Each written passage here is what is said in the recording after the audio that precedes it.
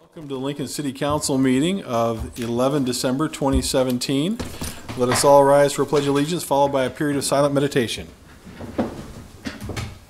I pledge allegiance to the flag of the United States of America and to the republic for which it stands, one nation, under God, indivisible, with liberty and justice for all.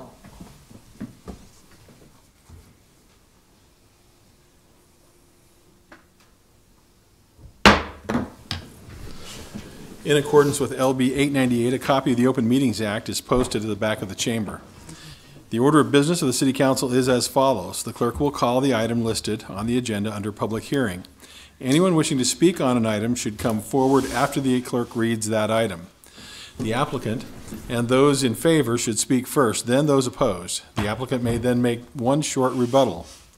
Each speaker should begin by stating name, address, and whether you're speaking in favor or in opposition to the item. Testimony is limited to 5 minutes per speaker. After all public hearings, the council will vote on resolutions and items listed under third reading. On the second and last meetings of the month, immediately prior to adjournment, anyone may speak on any issue not on the agenda for that date nor planned for a future agenda. Will the clerk please call the first item? Yes, and just for public knowledge, due to Christmas and New Year's Day holidays, the City Council will not meet on Monday, December 25th or Monday, January 1st. Our first item is our public hearing consent agenda, items 1 through 5. Would anyone like to speak on any of these items? Is anyone here for an appointment? Okay. All right, if not, we can vote on these items. Item 1 was introduced by Raybold. So moved. Moved by John, seconded by Carl. Discussion. Please call the roll. Eskridge? Yes. Gaylor Baird? Yes. Lamb? Yes. Schob? Yes. Camp? Yes. Christensen? Yes. Motion carried 6-0. Item 2 was introduced by Eskridge. So moved. Second. Moved by Carl, seconded by Lyrian. Discussion. Please call the roll. Eskridge? Yes. Gaylor Baird? Yes. Lamb? Yes. Schob? Yes. Camp? Yes. Christensen? Yes. Motion carried 6-0. Next then are our public hearing liquor resolutions. I'll call items 6 and 7 together. They are the application of Spectra Food Services for a Class I liquor license and a Class E Entertainment District liquor license at 350 Canopy Street, Suite 120, as well as the related manager application of Brian Kraju. Not a clue. We do have a request to continue public hearing and action for 1 week on these two items. So moved. Second. Moved by Benny, seconded by Cindy. Just so you know, if you are here to testify on this item, you'll still have an opportunity to testify today. Please call the roll. Eskridge? Yes. Gaylor Baird? Yes. Lamb? Yes. Schob? Yes. Camp? Yes. Christensen? Yes. Motion carried 6-0. All right, is there anybody here who would like to speak on this item? Okay, next item, please. All right, next is our public hearing resolutions.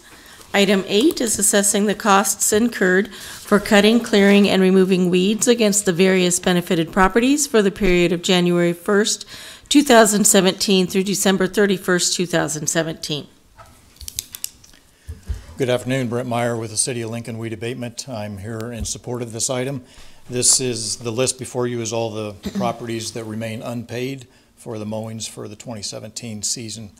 This is for the overgrowth of properties that the landowners, for one reason or another, did not take care of on their own, and the city had to issue notices on that and take care of 4 of those. So with that, I would ask for the council's support on that today. Are there questions of Mr. Meyer? Very good. Thank you very much. Is anyone here who would like to testify on this item? Next item, please. All right, next is item 9, approving a purchase agreement between the city and Hometown Trolley for compressed natural gas low-floor trolleys for a 5-year term.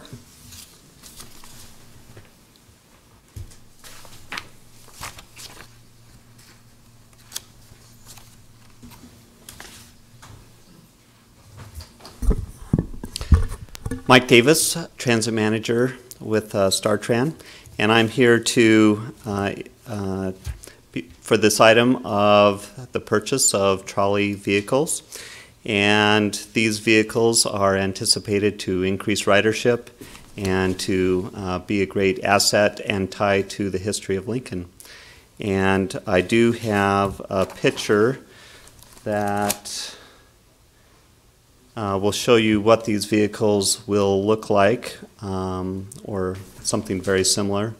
They have kind of a texture to them which is hard to see, but they're reddish on the top. And with that, I'll be here to answer any questions. Questions for Mike? Benny? Thank you, Mr. Chair. I'm excited about the idea of the trolleys, and so I'm really interested in the hours of operation. Since it will be tied to the Haymarket in downtown, will it stick to the same schedule as the bus schedule, or there'll be extended times and maybe weekends? So right now, the trolleys will be used on the Route 55, the Star Shuttle, and it's not anticipated that those times will change.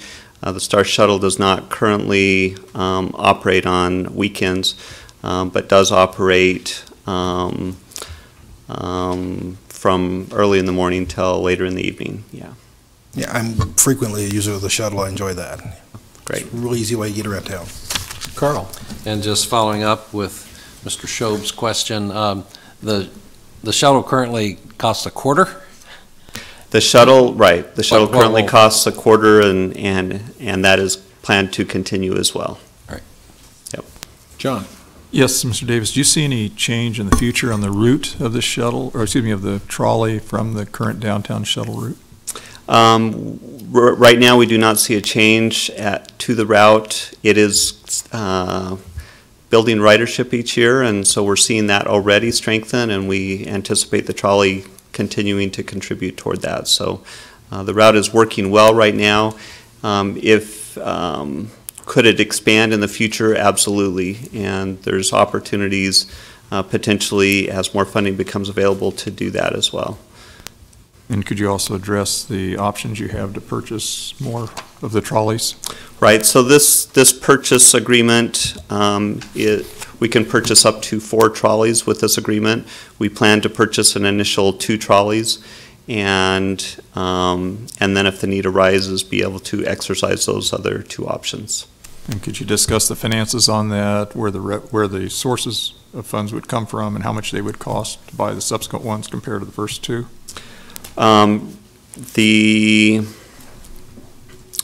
Yes, I will probably would like to call Heather up to answer the question if there's an escalation in cost for the second 2 trolleys.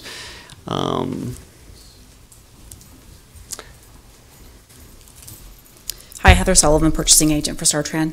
Yes, there is an escalation. That way, there's a difference between the total of $1.something million and also the $862,000 right now is the difference. It's already built in there.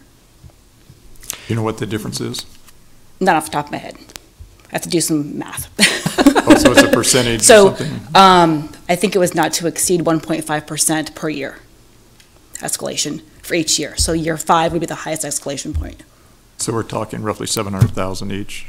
Yes. Okay, and so where would the source of funds come for those subsequent purchases if we did exercise? So the source of funds currently 50% federal, and then we have about 3% that's through Black Hills Energy, as well as and then the rest is general fund user fees, things that make up that remaining amount. So there have been no funds allocated for implementation of a second route that would utilize additional trolleys. That would have to come through a future budget process. Would that perhaps be all local general funds then? Or? It could be local. However, each year there's grant opportunities that become available, and so that would be an option for future years as well, is to apply for additional grants. And finally, just comparing the trolley, and I like the trolleys, so this is not against them, but comparing the cost of the trolleys, say rounded to 700,000 versus what is a bus, let's see, how many passengers get on the trolleys? I believe the trolleys hold around 26, 27 passengers, yeah, a fixed route bus Our last purchase of fixed route buses was in 2015, and they were about $483,000 each. So these are comparable. Passenger-wise? Maybe a few less passengers, but they will have the same engine, same heavy-duty to them. So 50 to 60% more for the trolley than what you purchased in 2015 for this?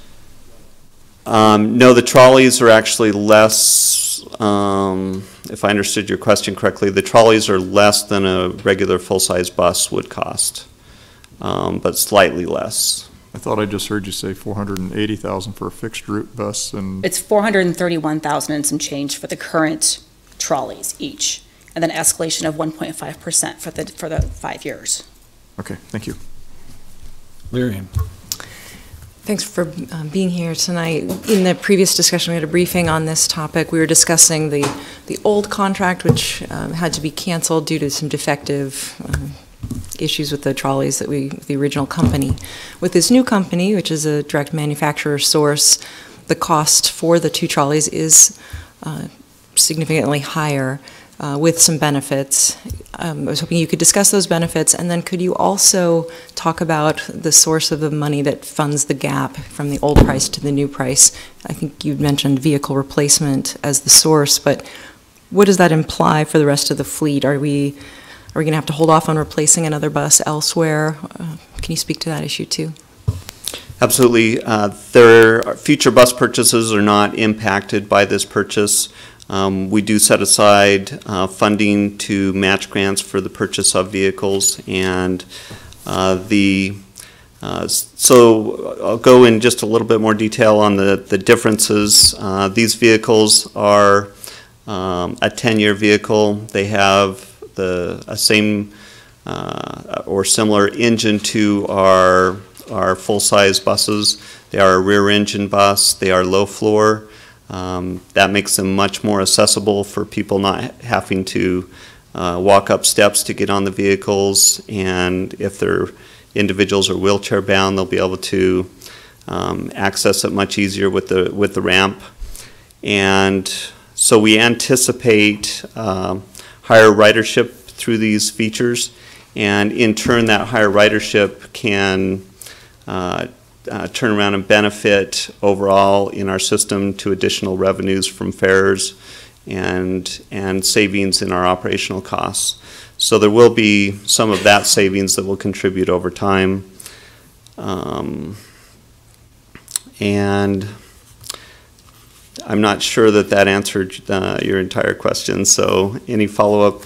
Just if the pool of money is vehicle replacement, but it sounds like it's not just vehicle replacement, it's vehicle replacement through a grant matching program, is that correct? So, right, we pull money from different sources, whether it be fares from user fees to general fund, and those all have to be local funds to then match federal funds going towards these vehicles.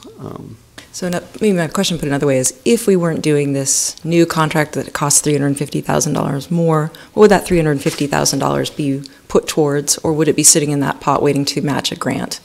That money would still be utilized toward the purchase of vehicles. So yeah, it's been set aside to purchase vehicles, and but we are still on track for our vehicle purchases in the coming years. It doesn't reduce the number that we'll be getting. We have 67 full-size buses, and we have a replacement schedule set up to make sure that those get replaced over time. So no practical impact to riders then in terms of the condition of buses that otherwise would have been replaced? Right. There's, there will not be an impact to our riders. In fact, we'll be procuring another 11 vehicles that right now are planned to arrive next year as well, and so that will be a benefit. Okay, and now for the light and fluffy question. In some communities, they name their trolleys. Are we going to name these? You know, like Dolly and Wally and Molly. I've seen this in other places. Is there any plan to give them personality? Dolly the trolley? Kidding. Yeah.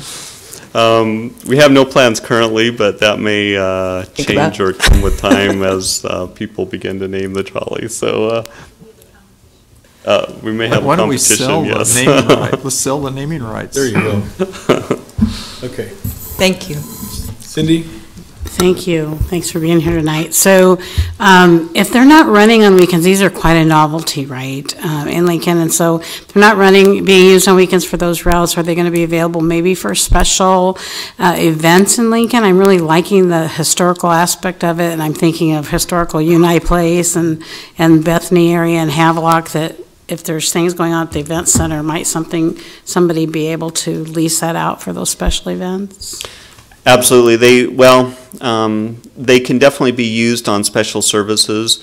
We do have regulations that we need to stay within as far as when we do those special services. There's proper notifications and things like that that have to happen, but when we're meeting those regulations, absolutely, these vehicles can be used in other ways. And they can be used on other routes if needed as well. Great. Thank you. Okay, thank you very much. Is there anyone else that'd like to testify on this item? Next item, please. All right, next, item 10, I'll call it 10 and 11 together, approving a bike share system equipment agreement in the amount of $775,192 between B-Cycle and the city for the purchase of equipment, and approving a 2-year bike share operations and maintenance agreement in the amount of $659,510,000 between B-Cycle and the city for ongoing maintenance of the bike share program. Good afternoon, David Carey with the City County Planning Department. Thank you for some time this afternoon. What we have before you are those two items. The first item, the equipment contract, just to be clear, has a motion to amend attached to it that we'll need to make sure we take action on. Just a little bit of background, and then I'm going to have Kelly Van Bruggen from the Planning Department come up and talk about some brief overview of some of the specifics of the agreements that are in front of you. We also have Ben Turner from Heartland B-Cycle, who is the B-Cycle representative from the Omaha system. He's available here for a discussion today. We also have representatives from Spreetail and the Lincoln Community Foundation that are two of our main sponsors, so I appreciate their attendance. And I also have a letter of support that I want to hand out to everyone right now. We just got it this morning. From the UNL Chancellor's Office. Michelle Waite wasn't able to attend today, but wanted to make sure that she was on the record as a letter of support as another sponsor of the program. I would point out that our prototype bicycle is out in the hallway if you all want to take a look at it after we're done today, if you didn't see it already. Apparently, Tom Cassidy already took a spin on it, so be forewarned. Really just want to make a point of saying that it took a while for us to get to this moment. We're very excited to finally have our contracts ready to go. It took some significant effort from our law department and representatives from B-Cycle, and then work from Public Works as well as the Planning Department and the Nebraska Department of Transportation to get us to this point. Prior to this meeting and these agreements, you did already act on and approve a program agreement with the State Department of Transportation, as well as 4 sponsorship agreements that have come before you already up to this point. And so with that, I'm actually going to have Kelly Van Bruggen from Planning come up and give you a brief overview of some of the specifics of how we got to this point today. Good afternoon. So if you remember, about 3 years ago, we really started off this process with a workshop that we held in conjunction with the University of Nebraska. And from that point, we went ahead and submitted a congestion mitigation and air quality grant to the State Department of Transportation, or CMAQ for short, and were awarded those funds. And so over the past 3 years, we've really been working through the federal process in order to get this program to come here. The equipment purchase is for 18 stations and 100 bikes that we will be purchasing for the phase 1 part of this bike share system. And then the operations and maintenance is a contract that we're executing with B-Cycle, and they're subcontracting with Heartland Bike Share, who's had experience in running a bike share program in the Omaha metropolitan area for the past 4 or 5 years now. So we're really excited to bring them on board. We've also invited Ben Turner here to speak on behalf of Heartland Bike Share, how that system's been working over there, talking a little bit about user revenues as well as how they operate and maintain their system. So I will invite him to come up and speak on behalf of them. Great. Hi, I'm Ben Turner, Executive Director of Heartland Bike Share. We're a 501c3 nonprofit located in Omaha. And our job is to operate bike share systems in the Heartland region. So we currently operate 35 bike sharing stations in the Omaha metro area, City of Omaha, Sarpy County, and Council Bluffs. On behalf of a few different owners, ourselves, the City of Papillion, and Papio NRD. We have 199 bikes in operation currently, and we've seen continued steady double-digit growth year over year in the City of Omaha. We've been involved in the process in the City of Lincoln. I've personally been involved since December of 2014, and we view this as an incredible bike share opportunity in our neighborhood. So I think it's a few things that really will lend itself well to success in this community. A lot of support behind the city really helps. The system's well laid out. The city's flat, has solid bike facilities, and the integration of downtown and the university lead us to believe that this will be a highly successful bike share program, and we can't wait to get started and deliver exceptional bike share to the City of Lincoln. Okay, are there any questions? We'll start with Larry and then go to John. I have questions about the operation of the program, so maybe for Mr. Turner, but then also for planning with the motion to amend. Just quickly, I'll take this. The contracts discuss having website information available. Who will manage that? How will the staffing for this program work, and how is that covered? Yeah, I can answer that question. Perfect. So we're going to do, so we'll have a few different positions working on the City of Omaha. So myself will have some oversight. We'll have an operations director who work in both communities to make sure best practices are shared between programs and everything's working on a bikes and stations side. We'll also have a memberships and marketing coordinator and a Lincoln City manager. So the Lincoln City manager will be a dedicated person in the City of Lincoln, face of the program, and then our marketing and membership person will do 2/3 of their time working in Lincoln, 1/3 of their time working in the Omaha market, and they'll be responsible for website outreach, and then our city manager will be really responsible for a lot of day-to-day outreach, interfacing with the public, and talking to folks to get them excited about bike share and bringing them up to speed. And does that also entail the repair and maintenance aspect of the operations? So if there's something goes wrong, your folks will take care of that quickly? Absolutely. So we'll have a team of people sort of with joint oversight from the operations director and the local city manager. We'll have 70 to 80 hours a week of staff time devoted to bike repair, station repair, basically making sure there's a high quality bike share system working here in the City of Lincoln. Make sure that every time someone gets on a bike, it's the same, it's consistent, it's functioning, and the stations are up and running. And all the information about who to call or who to contact will be presumably on the bikes themselves as well as the kiosks? So we should have phone numbers on bikes, stations, website, app, okay.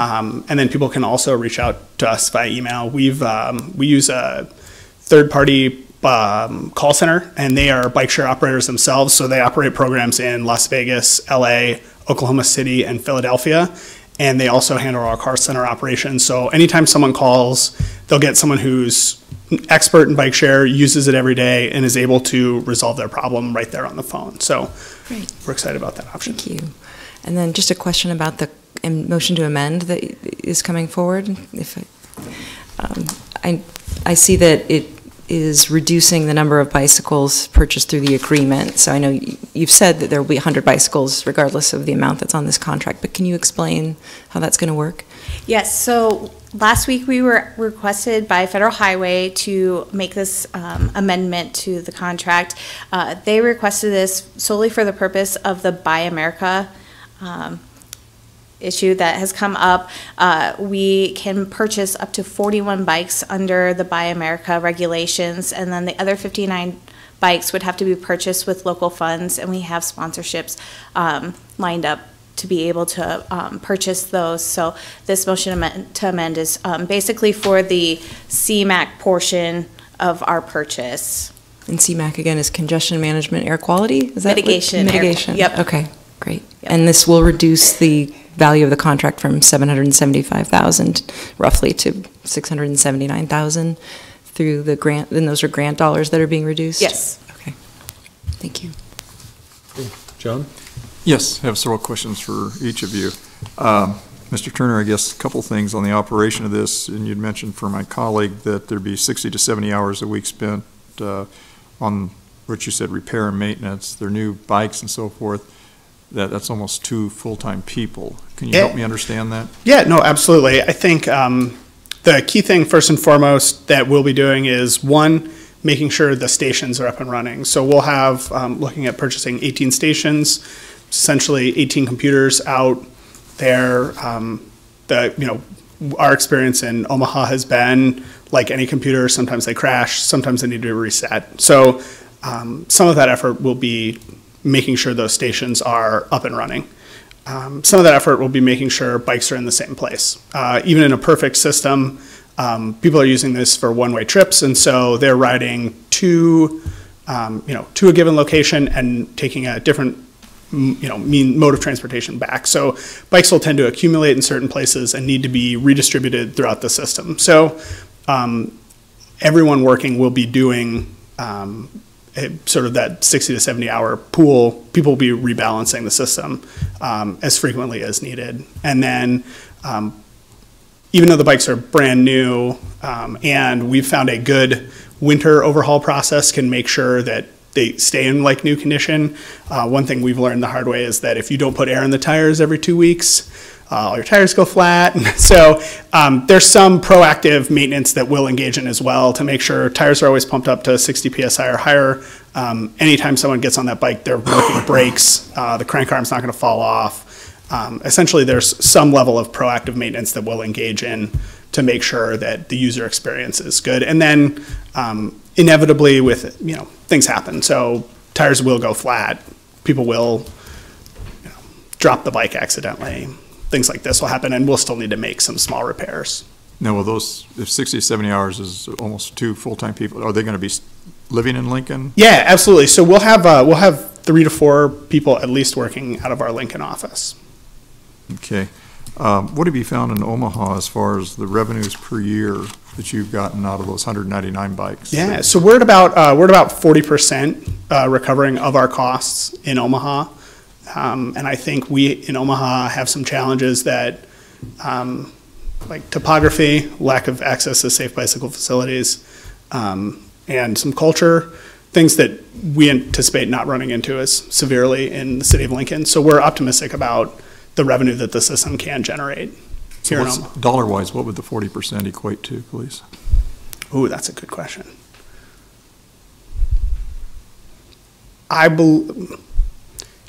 If we hit that 40% mark, it would be between 100 and 120,000 a year, I believe. I could do the math, but Is Omaha? What's their? We're just over $100,000 this year in revenue. And what? But your contract with us would be for $330,000 a year. If 100,000 is 40%, so what's that? That's a little over 200,000 operating in Omaha, but you want 100,000 more for Lincoln for fewer bikes. So let me see. So can we go through this again? Sure. All right. So my understanding is the first year of the contract here is $296,000. Yes, and this contract also has this startup cost, so there's about $57,000 in that first year for getting the program up and running, hiring staff. Big equipment, building bikes. Yep. So that puts us down to $280,000 the first year, and so you're saying the second year is going to be $380,000? The second year, I think it was a little. $660 total for the 2 years. Right. I think in the contract, there is a sheet that lays out the price per year, and I thought it was around 306,000 for the second year for But operations. 660 total. Yep. So if it's 50,000 less the first year, half of that's 330, so minus 50 would be 280 the first year, so 380 the second year. I'm not sure without it in front of me. I mean, I could pull it up. I think to answer your overall question, though, there's some, in terms of costs in Lincoln, there are shortcuts that we take in Omaha in terms of delivering product that we're not going to take here. Essentially, we're making sure we're delivering a always on, always working product. We don't have a contract like that in Omaha, and so we. Well, it sounds like your contract in Omaha is for 199 bikes. We actually don't have a contract in Omaha. So we're just a nonprofit operating system. Okay. So B-Cycle is doing both, so. Yeah, so we're a local nonprofit, and we're contracting with B-Cycle here, and then we also use B-Cycle product in Omaha. Mr. Carey, can you enlighten me? Well, I think basically the 660,000, if you subtract that initial ramp-up cost, it roughly adds up to about a $300,000 contract on average for the 2 years minus that cost. And so it's not exactly equal the first year and the second year because of different things going on. But basically what Ben is saying is that our contract is a fully loaded contract to make sure that this is the type of system that Lincoln wants and deserves, for one thing. And it also ensures that we're getting the type of service on an ongoing basis to make sure that we have both consistency and the level of service that, as Ben was mentioning when he was explaining it, that we have all of the different parts that you want to have. And when we looked at other systems across the country, this is the type of system that we wanted to get for Lincoln so that there weren't any of those questions initially, especially so that the confidence level can build quickly in the system. So that's really the type of contract that we have. And I appreciate No, I think that's well said. Well, and I'm trying to back into here, if you get 40% of your cost in Omaha and your costs in Omaha are less and you have twice as many bikes, somehow the math, just real generally speaking, I'm interested in the revenues you get in Lincoln because that's going to have to make up the deficit, as I understand, between the sponsorships and the grants. And looks like we've done well initially here. And what I'm looking at is the long term in this program, that suddenly we don't get a huge unfunded liability that falls on the city, which we are guaranteeing. So help me out there. If you're just getting 40% on. That's about 100,000. You have twice as many bikes, so maybe we get 50,000 because we have half as many. I think there's a few things. One, there'll be a much larger market of regular users here than there is in the city of Omaha for those reasons I mentioned earlier: bike facilities and topography. And I think most of our ridership comes from the core of our system. You could, so most of our ridership comes from the core of the system, and you are building the core of your system here. So this first pass should generate, should be the solid, well-performing locations that help get to those. Yeah, I think the other part of your question is right on target. So they're obviously we've done very well with the financing up to this point. We're in a very good spot, especially compared to other systems that I think Ben and others in B-Cycle have experience with. So we're expecting to get somewhere around a third of our revenue to cover the cost of the ongoing contract from users. And then that's the work that has to happen now. We've got to build up the system, not only deploy it, but also get the usership built up, memberships, users moving forward into this first year of deployment and launching of the system. But we feel confident that we'll get about a third of our costs covered that way. And quite frankly, we continue to do this, and we have been doing it since the beginning since we've got basically the CMAQ grant awarded to us. Constant work on sponsorships. Yeah. That'll never end. That'll be what we're going to continue to work on. And part of the reason to have Ben and new staff and staff that is going to be working in conjunction with us is to have that expertise to also do that work. And that is a big part of that ongoing operations contract, is that attempt and work at getting more sponsorship. So that'll be an ongoing effort, and we need to get more of that to happen. Well, I have one last thing on this. The city of Lincoln has done really well. Kelly's best bike share sponsorship person in the state by far. And so, I mean, I think the City of Lincoln's done a really good job so far at securing sponsorship, and nothing about what's going to happen in the next 6 months should hurt that at all. And then from our experience, you know, we've raised several $1 million in Omaha from private foundations for this effort, and we can bring that expertise to the table here in terms of grant writing and prospecting and things like that to help as needed as well. So, And the marketing person you referred to earlier is your employee, not B-Cycles? yeah, correct. So we'll be hiring out a team. Our operations director is on board, and we'll be posting a job description tomorrow morning for our Lincoln City manager. If people are interested. And yeah, so we'll be building out our team over the next few months to be ready to go. Well, it sounds like you have your marketing person in Omaha. You're going to split that individually. We have not hired that position yet as well. That'll be 1/3 Omaha and Yeah, 2/3 Lincoln. yeah. So we've raised the funds for that position, and we'll be hiring it as well to get started here in Lincoln. You said you raised several million in Omaha. Yeah, So who raised that if you didn't have a marketing person? I did. Oh, Yeah. thank you. Well, thank Omaha, thank you. It used to be just me. What I'm trying to get to here is I'm trying to look on a unit basis. We're buying 41 initially, which under my math, that came out to $1,620 a bike. But with the 59 you reduce, that 95,000 savings equals $1,620 a bike. Ms. Hicks, Nancy Hicks in the Journal-Star today said it was $1,100 per bike. So I'm trying to allocate, so we reduce for the federal purposes at 95. Where's the 95 going to come from? So we get the full contingency of 100 bikes. Yeah, so the bikes are roughly around $1,100, but then we also couldn't purchase the shipping costs for them or the bicycle branding, which is where that additional cost per bike comes in, and what's in that reduction that you have in front of you. What's the cost for a bike then? It's probably, I think, $55 for shipping and $55 for branding for each bike. Yes. I'm still at $1,620. I'm about $450 off. Yeah, I'm sorry. I can't. Are you in the equipment contract or the operations and maintenance contract? Because the equipment's in one and the operations are in another. Yeah. Okay, well. And the equipment one also includes the kiosks. Right. Which Yeah, are quite expensive, I think it's very but are a one-time expenditure. That equipment, it's the racks, the kiosks, the technology within that, also the power, which is solar power. So there's a whole bunch of things put in that contract that, Well, in I'm just addition to looking the at the bikes. initial purchase, which is this agreement. Yeah, which includes all those stations and everything. Right. Well, I'm just curious what it was. I'm just trying to get from the 1,100 that was in the paper to the 1,620 when you reduce 59 bikes. And what I was. There's a chart that's really helpful in the staff report that has the cost, the two different $55 costs, the kiosks, And the difference, the motion to amend, as Kelly explained, that was necessitated due to the federal regulations that were made known to us last week. That money is available from our sponsorship that has been built up so far, so that number is covered already as well.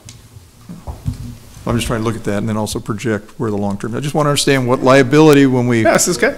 get the thing going. You know, we've agreed to go ahead with the program, and I just want to understand for the benefit of our citizens and all what we've got and what we have to cover, and there's a social benefit in having it as well.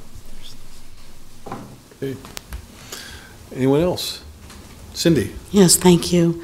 You mentioned that we expected, David, 1/3 from user fees, and what are we anticipating will be the percentage of cost from sponsorships over time? Do we have a projection?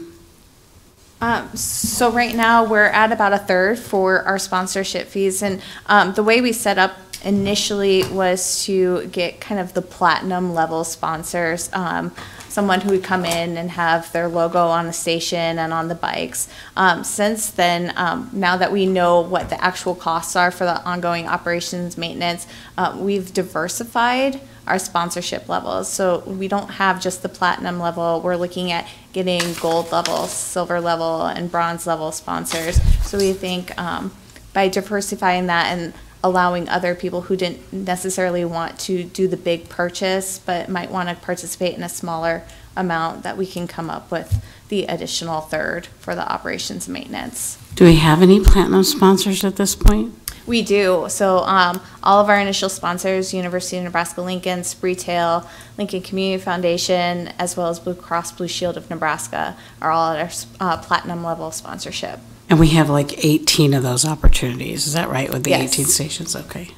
Another follow-up on that question is, we're going to get as many sponsors as we can get. I mean, that's the strategy. So I think Kelly has done an amazing job to this point in raising hundreds of thousands of dollars from local sponsors on the private side. We're really thankful that Ben and his team will be available for some of that work now, because not only are they proven to be able to do that, but also we're really looking for some help on that, because it's a lot of work, and it's money that's raising that money is a good thing, but that expertise is really going to be helpful, I think, because I think we've just scratched the surface on what's available here in Lincoln for ongoing sponsorships, and that's, like I said, that's going to be an ongoing effort for this program. So what I'm hearing you saying is by adding these partners, we're going to increase the amount over maybe our third, more than the third sponsorship? That's what we're hoping, yeah. I think that takes, with success in that area, it takes the pressure off of other areas, but it also allows for reinvestment in the system as well. So that's a big part of that. Thank you. And then I just had one more question for Mr. Is it Haynes? I'm sorry. Yes. Turner. Thank you. So how many folks, because you mentioned the number of hours here, how many folks or staff or hours do you guys expend in the Omaha area with the 199 bikes you have there? So we currently have, well, I guess we were going to have another guy start this morning, but he's going to start on Wednesday morning. So we currently have 3 full-time people working on that this summer. That's what we had throughout the summer as well. We'll look to, it'll probably be 3.5 going into next season for us.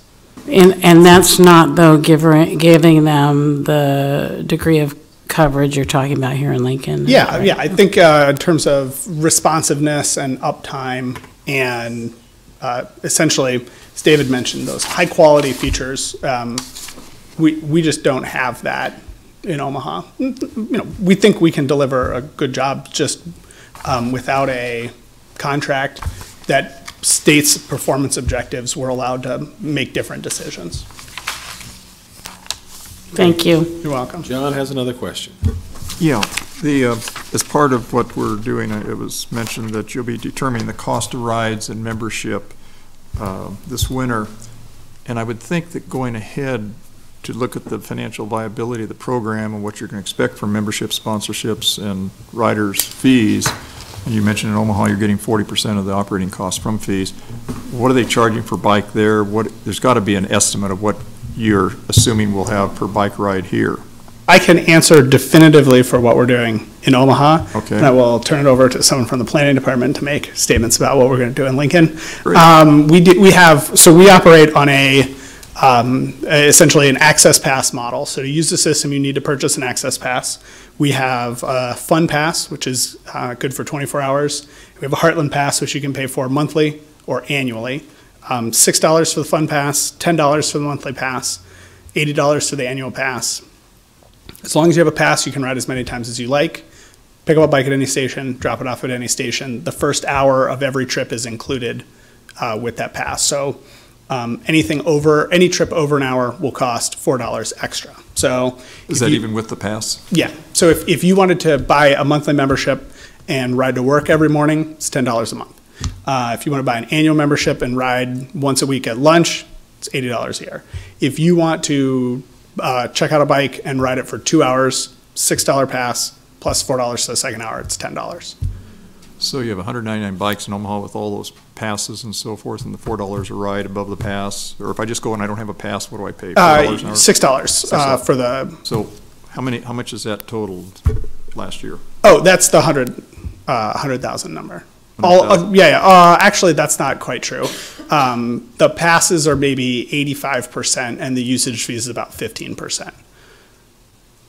So, well, okay, so that comes up to is that like $800 a bike a year? Oh, That's sounding right, 800 times. maybe 500 would be the math. Or maybe, I don't know, I mean, Yeah. that was bad, that was in my head, so. That's okay. My dad told me not to do math in public. This is, I guess I'm just trying to see on a bike what that is, what it boils down Yeah. to, so that, and we got half as many bikes, but say we promote it harder, we get more memberships and all. But you said you had 100,000. And divide that by 199, so that's $502 yeah. a Okay. bike. Yeah, in terms of revenue. Okay. As far as the city side, we're taking a look at what other communities have done, including Omaha. We do have a population, especially in the fall months, that come for an entire weekend. So some cities do a 3-day pass. So we're looking at different pass options and how that might work here, keeping in mind what other communities have done. Is there a remedy if I have a pass that gives me $10 a month, say that's right here, and there's no bike available there at that station? I'm just. Yeah. So you would, you have a few Like, options. complain at your marketing station or your Yeah. call center? So, yeah, no, a few options. One, you could call us. Two, we have an app that shows real-time information, as does our website. And then three, we have a map at every station that you'll be able to refer to sort of provide your own. And then also the screen provides next closest station with bike information as well. Thank you. And Ben, as our preferred vendor, is going to try to make sure that never happens. Yeah. That's part of, and that's part of what we deliver is that, you know, there always are bikes there. There always are. Thank you. That's what we're going to work toward. Other questions? Thank you very much. Thanks. Would anyone else like to testify on this item or these two items? Good afternoon. I'm Sarah Pease, Vice President for Community Outreach at the Lincoln Community Foundation. The Community Foundation supports all projects and programs that are strengthening our community and enhancing our quality of life for the citizens of Lincoln. So we are excited to support the bike share program with 100 new bikes and 18 bike stations across downtown Lincoln. City bike share programs have exploded in popularity the past decade. In Nebraska, Lincoln will be the third city to launch a bike share program. The additional cities are Omaha, as you know, and Kearney. Benefits of the bike share program include promoting physical activity and a healthy lifestyle, augmenting transportation choices throughout our city, serving as a tourist attraction, attracting and retaining a local workforce, and accessibility to all citizens of Lincoln. This enhancement of our inner-city transportation system will assist commuters in avoiding congested downtown traffic and parking challenges. Tourists can enjoy exploring our beautiful city without the hassle of multiple forms of other types of transportation. This program will make getting around Lincoln more convenient with the added benefit of exercise. We're proud to partner with the City of Lincoln, Spreetail, Blue Cross Blue Shield of Nebraska, and the University of Nebraska in supporting this program, and I urge all of you City Council members to support the approval of the contracts. Thank you. Other questions? Thank you very much. Thanks. Hello, my name is Kush Abdullayev. I'm with Spreetail, one of the supporters of the bike share program. Pretty excited to be here today. We envisioned this moment probably 3.5 years ago. One of the, I guess, why do we do what we do as a business, as Spreetail, is revolutionizing the communities we touch. Essentially, it's bettering and leaving the places we touch in better places, in better shapes. I guess bike share initiative was one of those things where it is something different, that's something doesn't exist today, and we're very excited to support it. Besides some of the things that Sarah mentioned, you know, the health benefits, the transportation system, all of that. As a business, one of the things that is a challenge for us is bringing in new talent from out of the state, and retaining best talents as well. And some of the companies we compete with, they're in Austin, they're in Boston, they're in Chicago, they're in Boulder, and all those great places that all happen to have bike share systems. And it just kind of raises the image of the city to have a bike share system, and it's something we'd like to support as well because of that, but in addition to everything else that Sarah mentioned as well. So I'd encourage you to support it as well, and we'll figure it out together and how to grow it, make it more sustainable, and improve the finances as well. So with that, if you have any questions, let me know. Questions? Larry? I understand Spreetail is sponsoring a number of the. Yep. Can you talk about how many of them will be sponsored by Spreetail? Yeah, so when we got involved, at the time it was one sponsor, University of Nebraska, and when we got in, the number that was needed to raise was $150,000. So we were willing to commit that, but with Sarah and Lincoln Community Foundation, we kind of did half and half, 50-50. So we're pulling in $150K to support the system, and we will have about 70 or so bikes branded with our brands on it as well for the first 2 years of the operation. Thank you. Okay.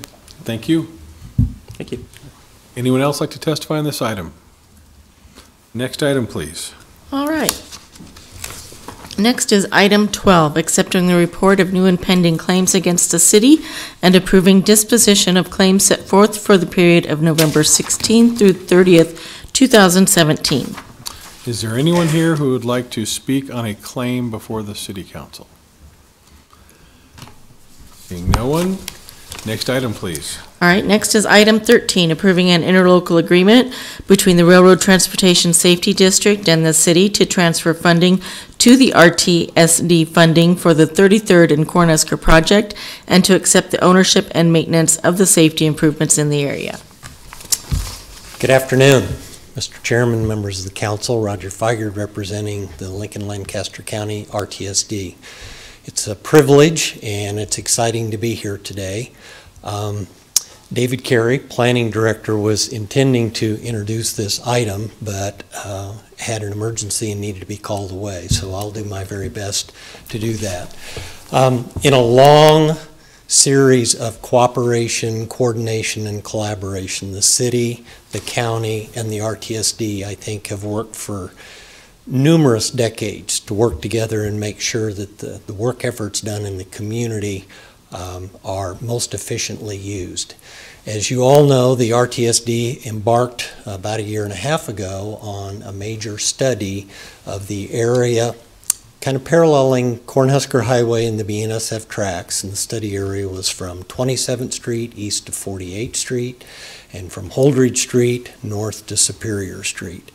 And the primary goal in that was analyzing and trying to improve the safety and reduce the congestion of the major conflicts between trains, pedestrians, and vehicles on North 33rd Street and on Adams Street at the BNSF crossings.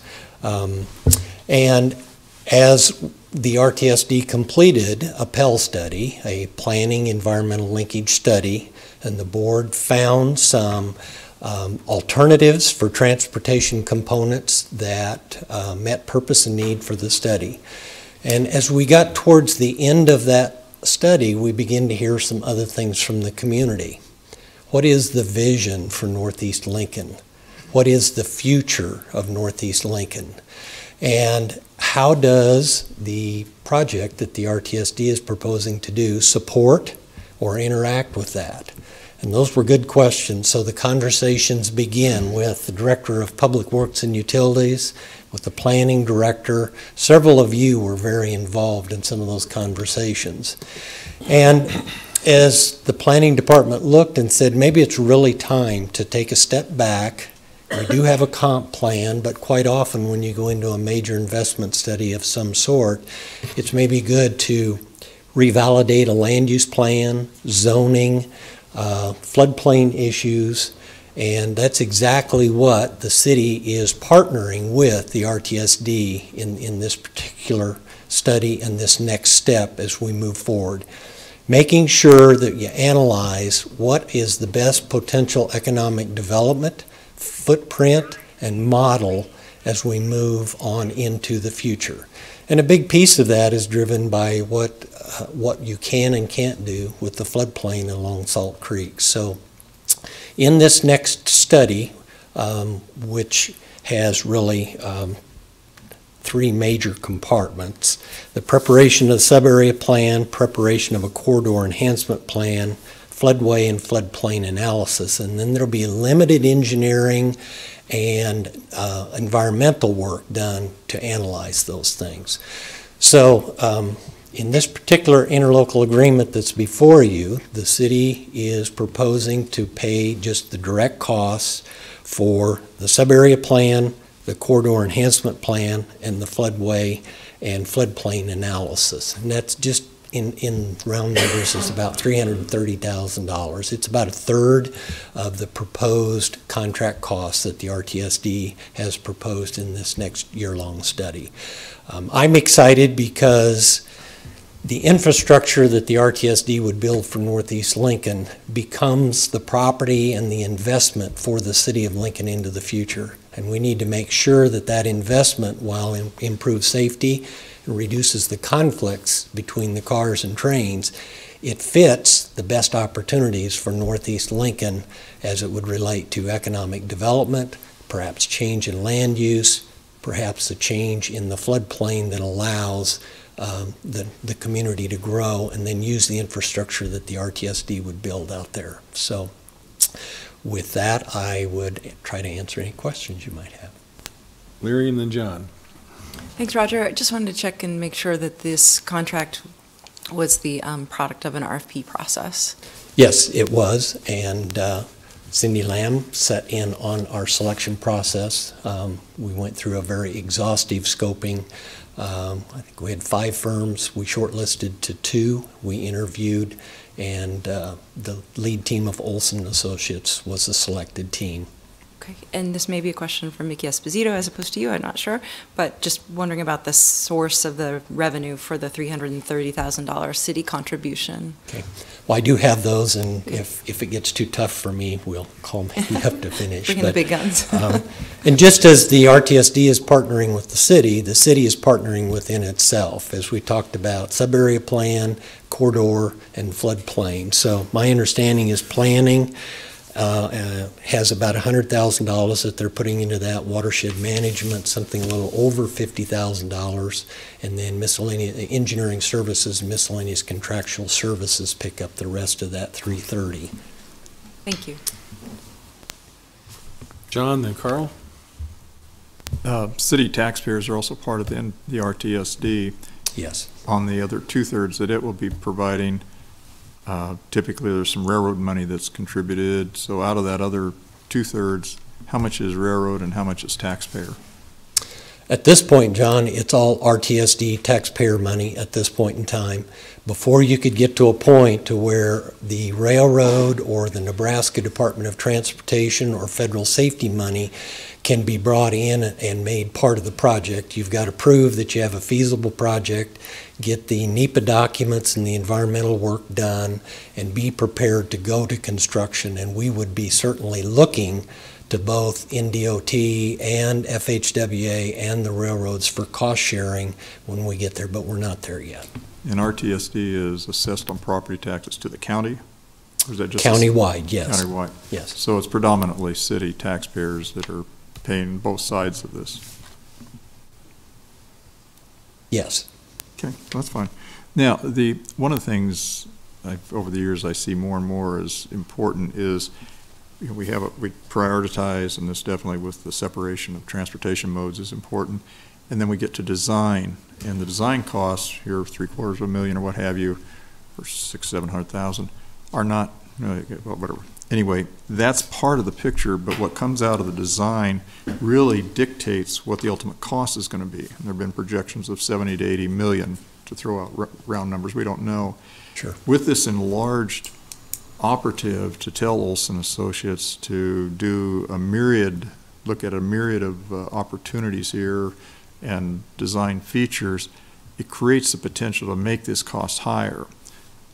With that in mind, are we in this short-term design and lesser cost going to be incurring millions of dollars of excess costs that maybe could be pared down? And so I guess two parts there. One, what's really controlling that design so that we don't get it to be so out of the box that we hurt other priorities? Sure. Because I mean, 60 to 80 million or 70 to 80 million is a substantial amount when we look at other projects like the South Beltway and so forth. And it is a lot of it out of both. Taxpayers are paying it all, most of it. And so I'm just looking, how do we assure that although these are laudable goals that you outline for other needs, redeveloping, creating areas in the northeast area, and I mean 33rd, 35th, I mean Lincoln goes to 98th, and so how do we control that so we don't come back with this huge $80 million when perhaps $50 million would solve it? Good question. Actually, I think the step that the city and the RTSD is taking today to do the sub-area plan and look at the floodplain is the first step to try to assure that we don't spend money that isn't fully realized in the roadway corridors and the bridges that we build. Looking at the floodplain and making sure that the transportation corridors fit, first of all, allows us then to make sure that we're going to build a transportation system that marries up to the land use. And you really can't separate transportation and land use. They work, and they're an iterative process. And so by having the land use first, in doing the land use plan and looking at that, then we would be doing limited engineering, comparing the two alternatives that were brought forward with the Pell study to see if they fit, or if they don't, how do you modify them to go around an area of redevelopment or a different spot of connection, call it to Cornhusker Highway or to Adams or to 33rd. So I think it gives us a better sense of what we need to build in the future. The other thing I would say is it's just a constant anymore for engineers to say, whatever we build, it's got to be efficient, it's got to be easy to maintain, and it's got to last a long time. We spoke a lot in the RFP and the selection process about making sure that whatever gets designed and built is just that, very efficient. It's not gold-plated. It isn't something that we don't need, and that it's designed in such a way as to last a long time for the city. It just concerns me, and I agree 100% with what you said, and I appreciate those directives, and it just is concerning when you see 70, 80 million thrown out there, because sometimes things are designed to consume that, or the wrong estimates are made and it comes out to be 100 million instead of that. And we're finding that in some other projects currently. I think that is certainly a valid question. In the 26 years now that I've had the pleasure of serving for the RTSD, one of the goals was not to spend the budget, but make sure we had a budget to do what the board felt we needed to do.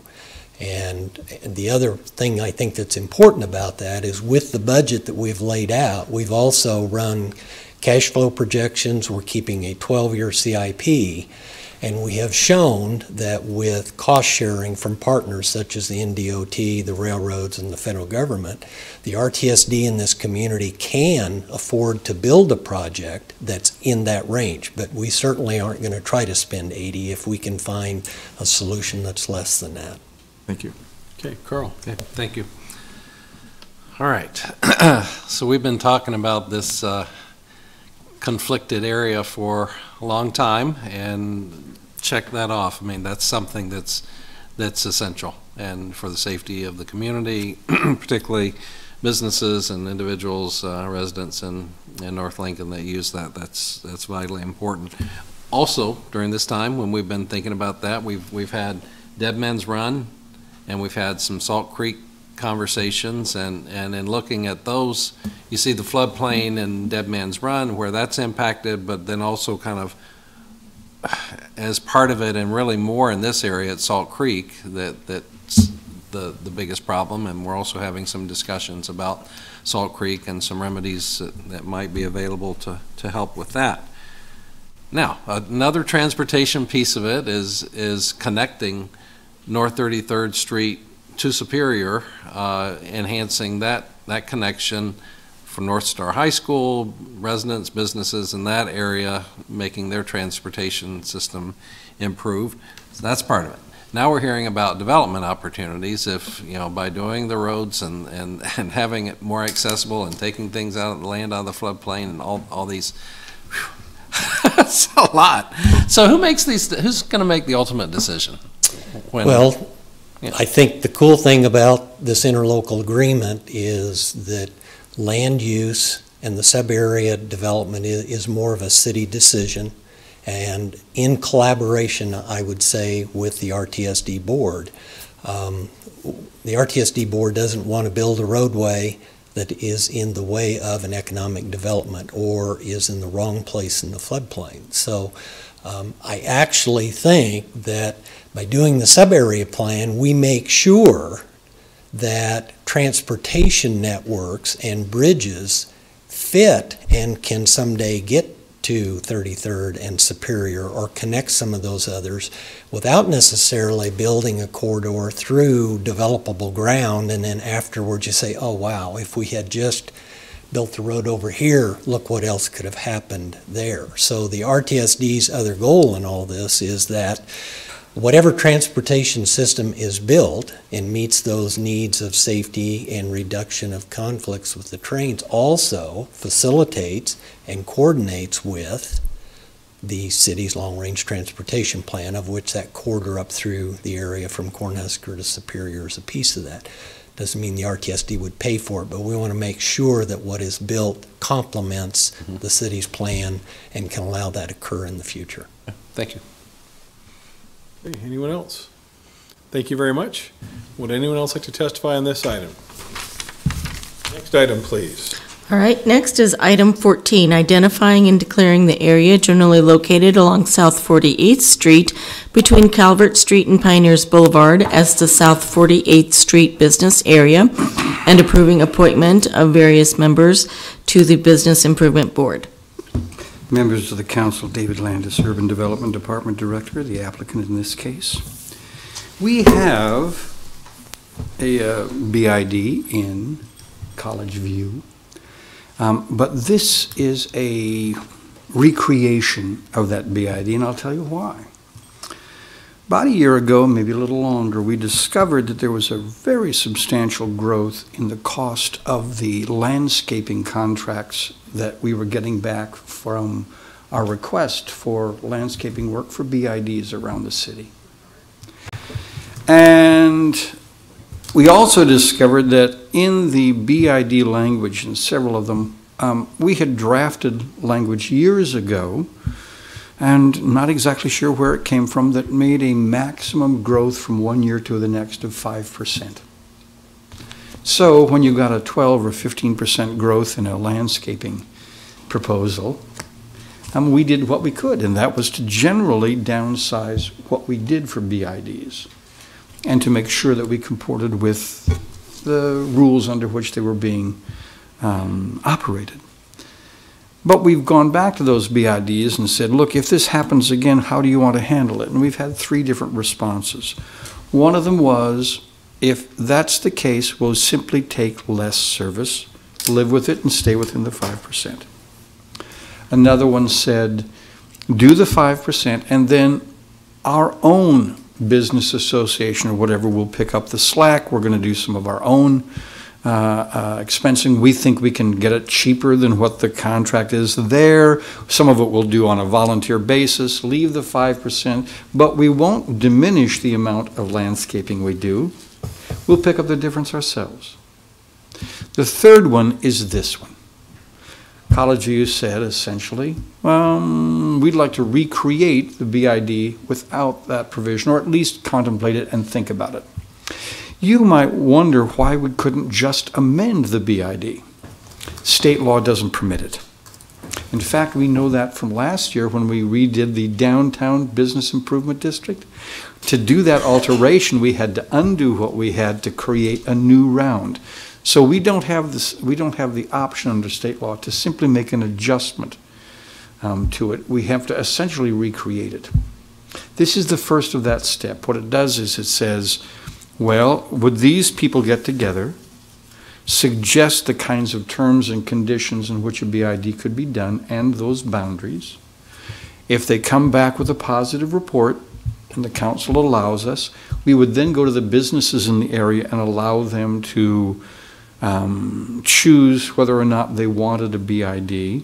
And then in the event there was sufficient community support, we would then come back in a third iteration and create the BID with the approval of the council. We're asking for the first of those steps. It's an outgrowth that we've had with the College View Business Improvement District, and this is their recommendation on how to proceed. Questions? Carl?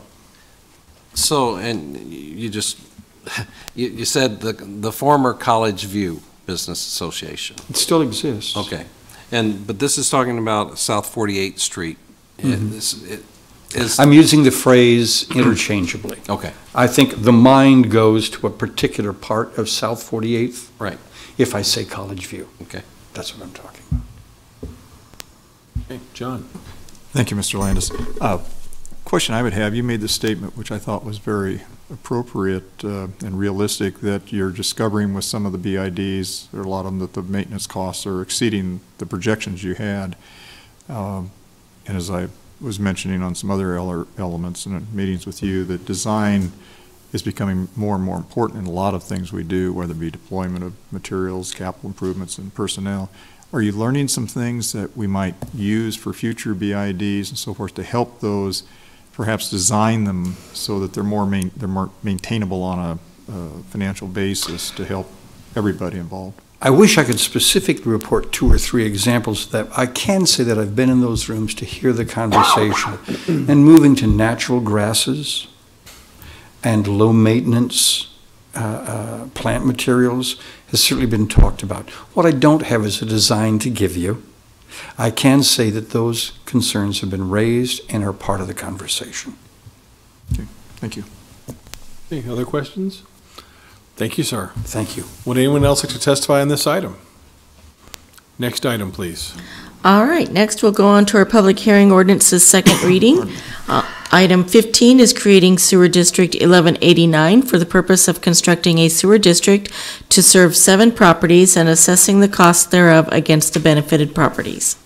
Hi, Susie Philippi, Engineering Services. Prina Mills was the requester for this sewer district. At the time their plant was built, they were outside the city limits, and so they constructed their own septic system. This is an industrial area that ended up being annexed in 2005. The proposed project would allow a total of 7 properties to connect to the city wastewater system. The total cost we're estimating at $330,000, with estimated assessment costs for each property owner at around $34,000, and they have up to 20 years to pay. The wastewater department would pay for the design and engineering cost of the 8-inch main, while the property owners would pay for the construction cost. The Special Assessment Revolving Committee gave the approval for this project on October 10th. We held a property owner meeting with this group on November 6th. Those present were very positive about the project and anxious to get it going. With their help that day, we came up with the proposed alignment. That alignment would connect to a 72-inch main that crosses Fletcher west of 84th. It would run parallel with Fletcher, continuing west, and then follow the property line to Cornhusker, and then down to Prina Mills. At this time, no one has reported their septic system failing, but at the meeting, several told us that they're having to do frequent maintenance calls. If the resolution passed, we'd hope to have this built in 2018. Any questions? Questions for Mrs. Philippi? Thank you very much. Thank you. Would anyone else like to testify on this item? Next item, please. All right, next I'll call items 16 and 17. They're text amendment 17015, amending various sections of Title 27 of the Lincoln Municipal Code regarding accessory dwellings. And item 17 is text amendment 17015, amending Title 3 Design Standards for Zoning Regulations by adding a new chapter 3.115, Accessory Dwelling Design Standards. Andrew Theroff, planning staff. So just about a year ago, we had a briefing with you folks, the City Council, to talk about accessory dwellings. The conclusion from that briefing was that we should look into a text amendment to increase the opportunity for accessory dwellings in the city. So that's what we've done. We put together a working group consisting of neighborhood representatives, home builders, other interested stakeholders. We met with them 6 times over the course of a few months earlier this year. We met with the Mayor's Neighborhood Roundtable 3 times throughout the course of the year to discuss this proposal. And then we also sent notifications to all of our neighborhood reps that we have in our database saying, here's our proposal, we'd like to come out, speak with you. We ended up speaking with 4 different neighborhood associations. And from all of that input, we put together this proposal you have today. I'll just walk through it really quickly. There's a couple different elements to that. So today in the R1 through R4 districts, our typical single-family districts, if you have enough area for a duplex, you can build 2 attached units. You can build a duplex. What you can't do today is build 2 detached units. So with this proposal, if you have a lot big enough for a duplex, you could build a single-family home and a detached second unit. That would be the accessory dwelling. So to detach, you'd have to meet a few conditions. Some of the big ones are there'd be size limitations. You'd be limited to 800 square feet or 40% of the main building for the accessory dwelling. The owner would be required to live in one of the units. You'd need to meet the height and setback requirements of the main building. And then 1 additional parking stall would be required for the accessory dwelling. So that's in the R1 through R4 districts. In the R5 through R8 districts, which is our more multifamily districts, today you can actually build 2 detached single-family dwellings on 1 lot. But to be able to do that, you need to meet the lot area for 2 single-family dwellings. And I think the best way to explain that would be by looking at our chart here from the ordinance. So we'll just look at R5 as an example. So today, if you want to build 2 single-family dwellings on an R5 lot, you'd need 5,000 square feet of lot area per dwelling, so you'd need 10,000 square feet of lot area. If you wanted to build like a duplex in R5, you'd only need 2,500 square feet of lot area per unit. So to build a duplex, you'd only need 5,000 square feet of lot area. But to build 2 units that are separated, you need 10,000 square feet of lot area. That's where we're at today.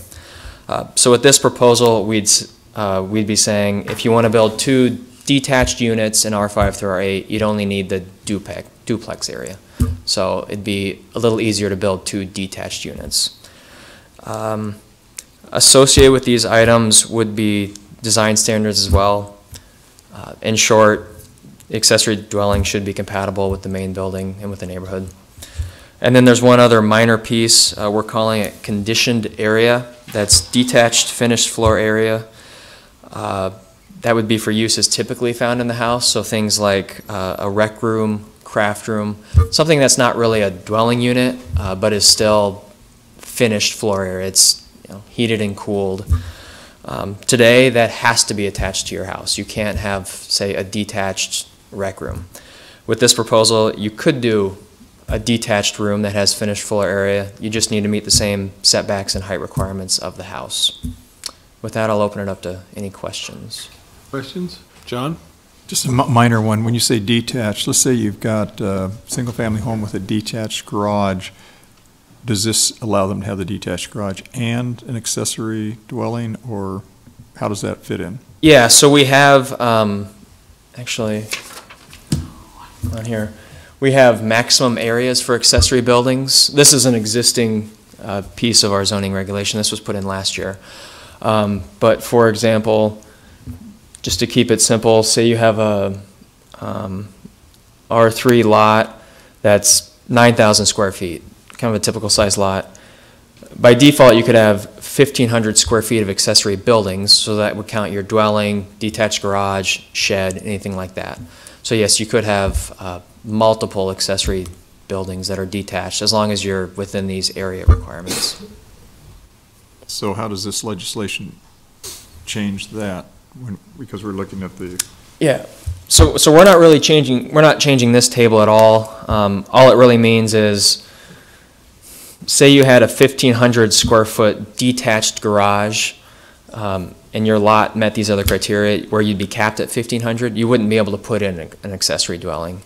But say you met all the accessory dwelling regulations, you had a 500 square foot detached garage, assuming your house was the right size, you could have an 800 square foot accessory dwelling as well, detached from the house.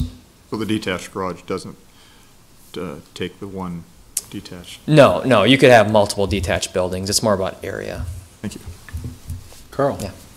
So what if you have a detached garage now but it's not used as a garage. It's been converted into a family room or a studio or something else. Are they outside of where they should be? Yeah, that probably wouldn't be a legal use today. I suppose if you could meet the conditions of accessory dwellings or the conditioned area conditions that we're proposing now, that would be legal. But yeah, in most cases, those probably aren't legal conversions. Thank you. Okay. Larry. Thank you. I know this has been a really long process, and a lot of people have weighed in, and most of the concerns seem to have been addressed. This proposal's not as broad as maybe the original one that you brought forward, but just wanted to ask about one concern that was raised about enforcement. How will enforcement work on this? Is this a complaint-based Yeah, type so system? it would be treated as any other zoning code violation, so it would be complaint-based. And who would go to planning, or who? Building and safety would enforce that, yep. Okay. Thank Okay. you. I'd like to thank you for all the work that's gone into this. This is a subject I've been anxious to see come forward for the last 4 years, and looking forward to this passing. Great. All right. Would anyone else like to testify on this item, or these items?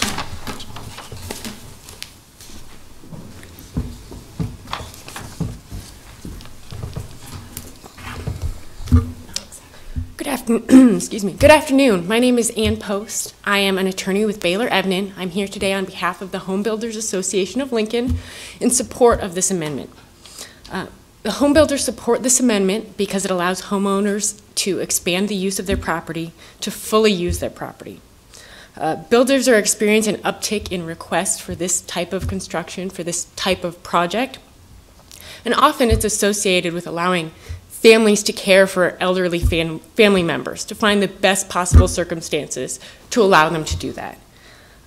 And given current market trends, we believe that demand for this type of housing is only going to increase. Therefore, the Home Builders Association is fully in support of this amendment and would also encourage you to consider at some point in the future expanding the use and the acceptability of accessory dwelling units to lots other than those that are large enough for a duplex. But we currently urge support of this amendment, and with that, I'll thank you for your time. Questions for Ms. Post? Thank you very much. Thank you.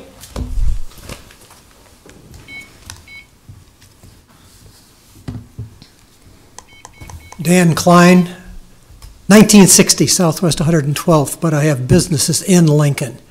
I want to encourage the council to vote to approve this as a means of adding additional flexibility for the building community, as Ann just talked about, but the opportunity to meet needs of family with more and more costs dealing with the elder care, as well as having children that are not moving away from home, but need to move away from home. And so I thank you for that opportunity, because it's something that is, in this community, a real need, and something that can be partially addressed through the approval of this texted change. Thank you. Questions? Thank you. Anyone else? Next item, please. All right, that concludes our public hearing. We can move into the voting session.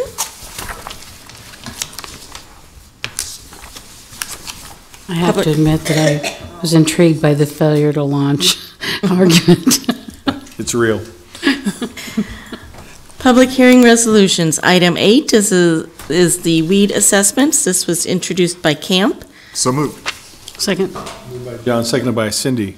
We do have motion to amend number 1 to remove the property 7301 Ballard Avenue from the tax report. It's on you. So moved. Second. Moved by John, seconded by Cindy. Discussion? Please call the roll on amendment number 1. Eskridge? Yes. Gaylor Baird? Yes. Lamb? Yes. Schob? Yes. Camp? Yes. Christensen? Yes. Motion carried, 6-0. Is there discussion on the main motion? Please call the roll. Eskridge? Yes. Gaylor Baird? Yes. Lamb? Yes. Schob? Yes. Camp? Yes. Christensen? Yes. Motion carried, 6-0. Next is item 9, the purchase agreement with Hometown Trolley, introduced by Camp. So moved. Second. Moved by John, seconded by Carl. Discussion. Please call the roll. Eskridge? Yes. Gaylor Baird? Yes. Lamb? Yes. Schob? Yes. Camp? Yes. Christensen? Yes. Motion carried, 6-0. Item 10 is the bike share system equipment agreement introduced by Camp. So moved. Second. Moved by John, seconded by Carl. We do have a motion to amend number 1. This is to insert attached pages 1 through 7 in lieu of the existing pages 1 through 7 of the current contract. And I'll move the motion to amend number 1 and just have the clerk note that there's a typo on the page where it should say the value of the contract's reduced from $755,192 instead of $775. Is that something you can just change? It doesn't affect Is that on the motion to amend itself? It's on the motion to amend description. Okay, yeah. And so that'll just be reduced to the $679,613 figure.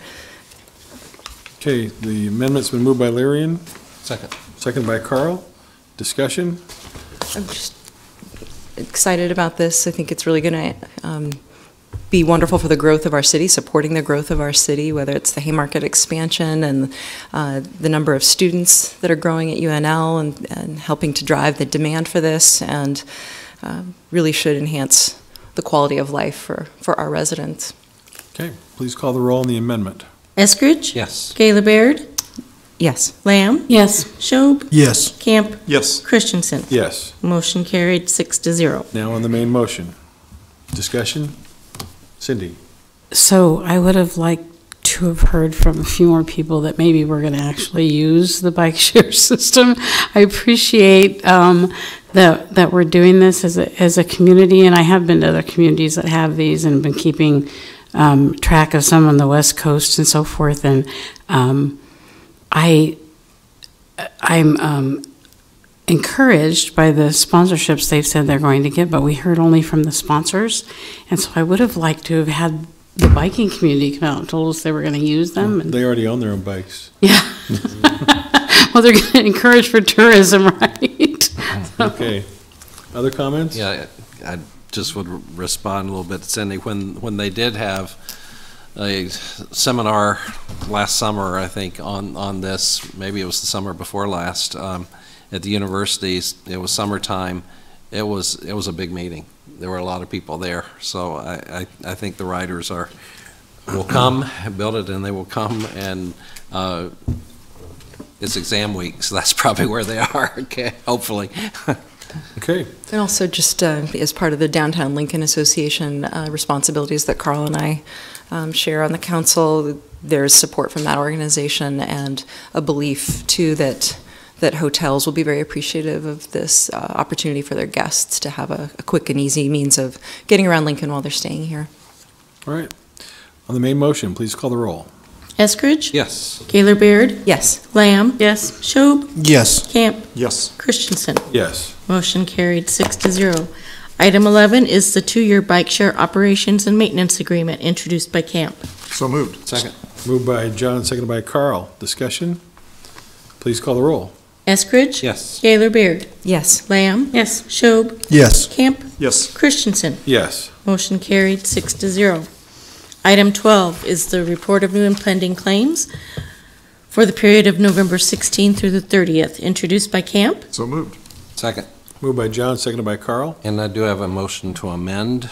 And that would be to remove the halftime sports bar and grill from the list of denials.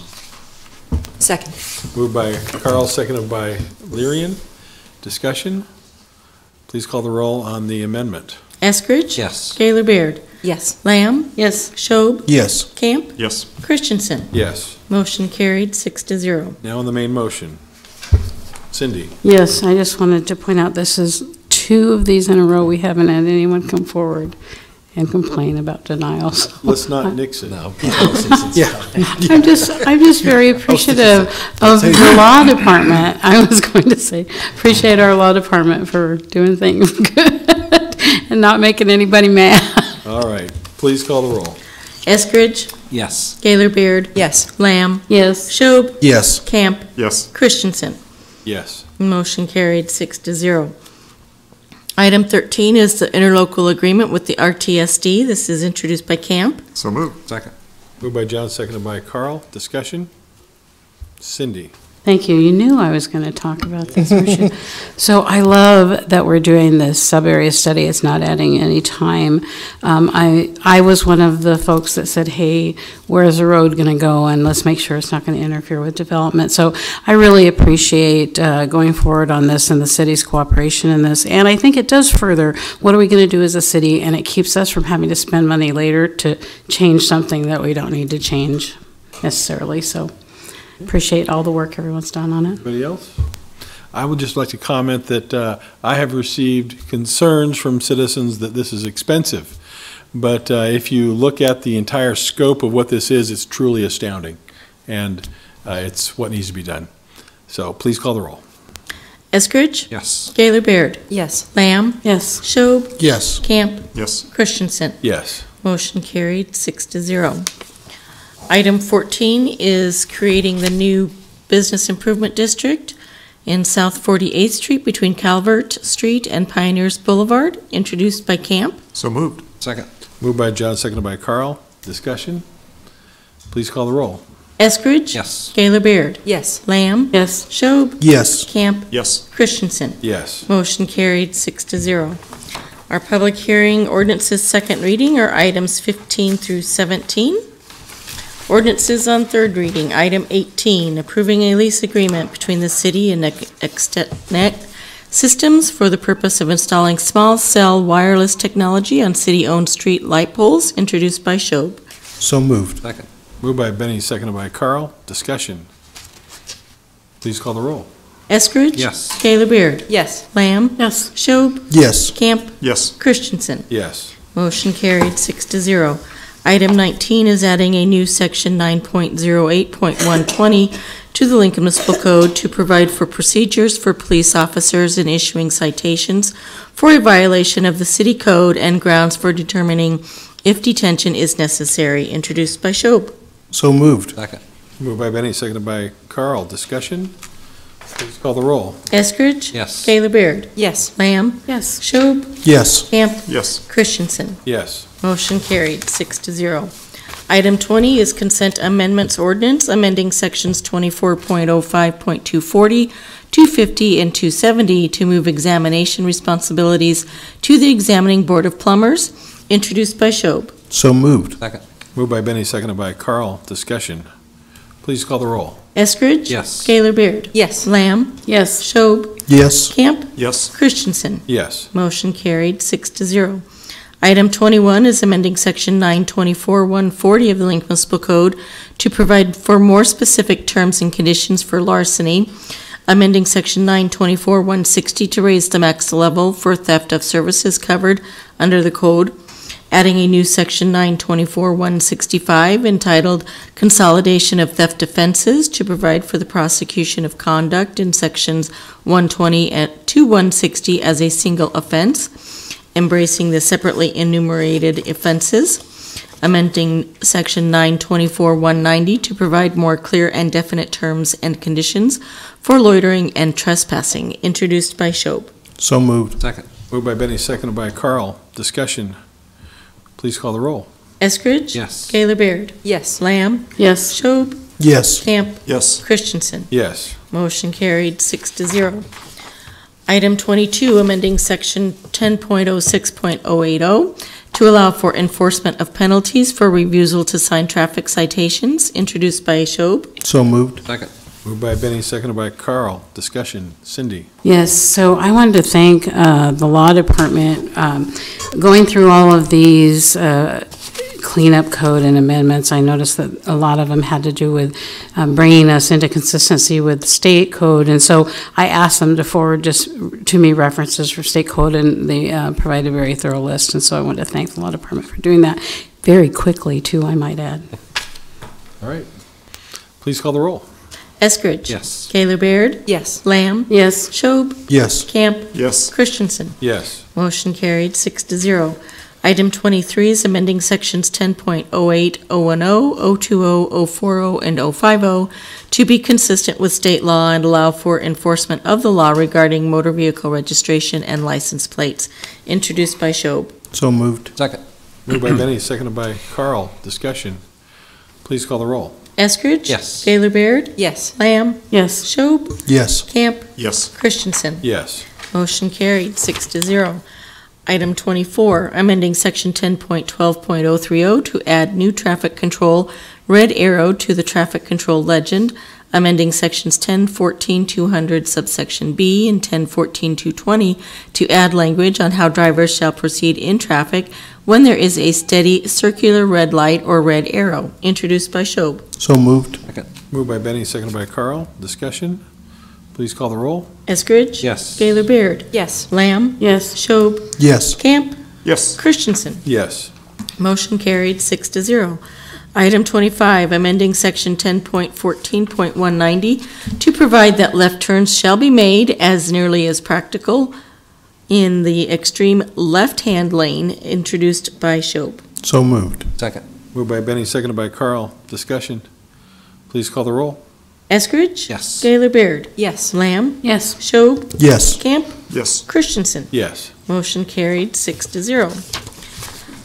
Item 26, amending Section 10.14.420 to have a penalty consistent with state law for the same violation, introduced by Schob. So moved. Second. Moved by Benny, seconded by Carl. Discussion? Please call the roll. Eskridge? Yes. Gaylor Baird? Yes. Lamb? Yes. Camp? Yes. Oh, I'm sorry. Schob? Yes. Camp? I'll still do yes. Okay. Christensen? Yes. Motion carried, 6-0. Item 27, amending Section 10.16.030 to be consistent with state law, introduced by Schob. So moved. Second. Moved by Benny, seconded by Carl. Discussion? Please call the roll. Eskridge? Yes. Gaylor Baird? Yes. Lamb? Yes. Schob? Yes. Camp? Yes. Christensen? Yes. Motion carried, 6-0.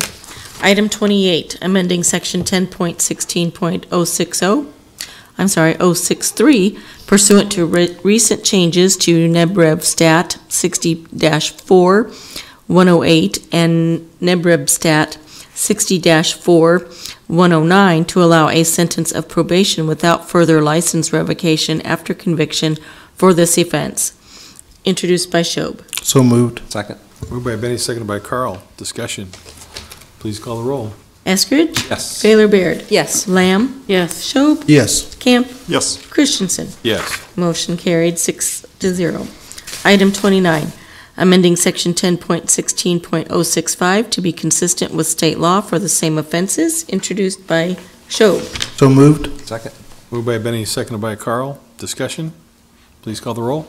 Eskridge? Yes. Gaylor Baird? Yes. Lamb? Yes. Schob? Yes. Camp? Yes. Christensen? Yes. Motion carried, 6-0. Item 30, amending Section 10.30.080 to clarify where soliciting activities are prohibited to protect pedestrian and motor vehicle safety, introduced by Schob. So moved. Moved by Benny, seconded by Carl. Mr. Chair, I have a motion, a substitution, a motion to amend with a substitution ordinance. And that would be, The language we went over already? yes, the language we went over earlier. The substitution would revise the language on line 14 and add additional language that reads, "Or the person being solicited is located in a vehicle which is parked or stopped in a public street or alley." Did you second that, Cindy? Second, Okay. yep. Moved by Benny, seconded by Cindy. Discussion? Please call the roll on the amendment. Eskridge? Yes. Gaylor Baird? Yes. Lamb? Yes. Schob? Yes. Camp? Yes. Christensen? Yes. Motion carried, 6-0. Now on the main motion. Eskridge? Yes. Gaylor Baird? Yes. Lamb? Yes. Schob? Yes. Camp? Yes. Christensen? Yes. Motion carried, 6-0. Item 31, amending Section 10.32.070 to clarify that any motor vehicle that exceeds the prohibited length or width, with or without a trailer attached, cannot be parked in certain residential zoning districts, introduced by Schob. So moved. Second. Moved by Benny, seconded by Carl. Discussion? Please call the roll. Eskridge? Yes. Gaylor Baird? Yes. Lamb? Yes. Schob? Yes. Camp? Yes. Christensen? Yes. Motion carried, 7-0. Item 32, consent amendment ordinance, amending Section 2.42.040 to move the Workforce Investment Opportunity Administration from Urban Development to the Mayor's Office, introduced by Schob. So moved. Second. Moved by Benny, seconded by Carl. Discussion? Please call the roll. Eskridge? Yes. Gaylor Baird? Yes. Lamb? Yes. Schob? Yes. Camp? Yes. Christensen? Yes. Motion carried, 6-0. Item 33 is a consent amendments ordinance amending section 8.08030 to declare the violation of this code section to be a public nuisance rather than a crime, introduced by Schob. So moved. Second. Moved by Benny, seconded by Carl. Discussion. Please call the roll. Eskridge? Yes. Gaylor Baird? Yes. Lamb? Yes. Schob? Yes. Camp? Yes. Christensen? Yes. Motion carried, 6-0. Next is item 34, consent amendments ordinance amending section 9.36.090 to allow for the transportation of legal fireworks without prior notification of the Lincoln Police Department, introduced by Schob. So moved. Second. Moved by Benny, seconded by Carl. Discussion. Please call the roll. Eskridge? Yes. Gaylor Baird? Yes. Lamb? Yes. Schob? Yes. Camp? Yes. Christensen? Yes. Motion carried, 6-0. Item 35, consent amendments ordinance amending section 4.04.020 to clarify that the Charter Revision Commission is required to meet a minimum of once annually rather than twice annually, introduced by Schob. So moved. Second. Moved by Benny, seconded by Carl. Discussion. Please call the roll. Eskridge? Yes. Gaylor Baird? Yes. Lamb? Yes. Schob? Yes. Camp? Yes. Christensen? Yes. Motion carried, 6-0. Item 36, technical amendments ordinance amending sections 20.06.040, 237, 20.10.230, 20.10.235, and 24.05.220 to reflect the correct references to the recently adopted Lincoln Mechanical Code and Lincoln Plumbing Code, introduced by Schob. So moved. Second. Moved by Benny, seconded by Carl. Discussion. Please call the roll. Eskridge? Yes. Gaylor Baird? Yes. Lamb? Yes. Schob? Yes. Camp? Yes. Christensen? Yes. Motion carried, 6-0. Item 37, consent amendments ordinance repealing section 10.32.025 as the volunteer position of citizen handicap parking patrol officer is no longer being utilized by the Lincoln Police Department, introduced by Schob. So moved. Second. Moved by Benny, seconded by Carl. Discussion. Please call the roll. Eskridge? Yes. Gaylor Baird? Yes. Lamb? Yes. Schob? Yes. Camp? Yes. Christensen? Yes. Motion carried, 6-0. Item 38, consent amendments ordinance amending section 2.32.110 to eliminate the provision for the fee charged by the police department for accident reports, introduced by Schob. So moved. Second. Moved by Benny, seconded by Carl. Discussion. Please call the roll. Eskridge? Yes. Gaylor Baird? Yes. Lamb? Yes. Schob? Yes. Camp? Yes. Christensen? Yes. Motion carried, 6-0. Item 39, consent amendments ordinance amending section 9.20.080 to replace the prohibition against profane or abusive language with prohibition against repeated panhandling, introduced by Schob. Hi. Yes. So moved. Second. Moved by Benny, seconded by Carl. Discussion. Cindy. Yes, thank you. I'm glad to see this in front of us. I know that there were some First Amendment concerns about trying to tell people what kind of speech they can have out on the streets, and I love this, but I think of this as a first step. What I would really love to see is that I'm going to hopefully be working, because this is part of my heart, working in the future towards seeing something that helps refer folks to something other than citing them for panhandling at all. In other words, get them somehow to services that help them fulfill their needs instead of having to issue any citation. But this is a good step, and I know some people had some concerns about removing, are they going to be allowed to curse at me now? And I think we cleared that up when we heard testimony last week about you still can't disturb someone's peace like that with vulgar language, but you know, that depending on the level of that. But the main thing for folks is that they feel really intimidated when someone won't take no for an answer. So I appreciate this revision. Carl? Thank you, Cindy. I agree. We don't want to criminalize poverty, and finding options for individuals that are stuck in difficult places is part of what this community is about. So, and this slight change in the ordinance, it's all part of the balancing act that we have to do. And We want to make sure that all people are safe, but that also all people have their constitutional rights protected, and I think this helps to get us there. Okay, anyone else?